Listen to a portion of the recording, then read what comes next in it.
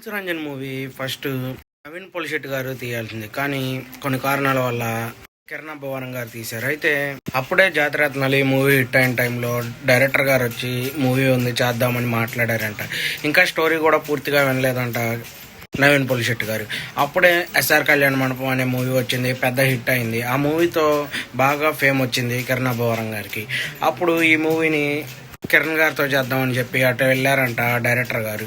దీన్ని బట్టి నాకు స్టోరీ రాలేదు, నేను స్టోరీ కూడా వినలేదులే రూల్స్ రంజన్ది అని చెప్పి నవీన్ పొలిశెట్టి గారు చెప్పారు.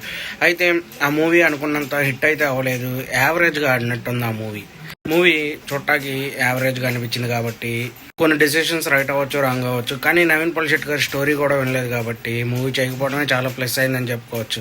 ఎందుకంటే ఆ తర్వాత రూల్స్ రంజన్ తర్వాత తీసిన ఇంకో 2 మూవీస్ కూడా కిరణ్ గారికి ఫ్లాప్ అవుతా వచ్చాయి.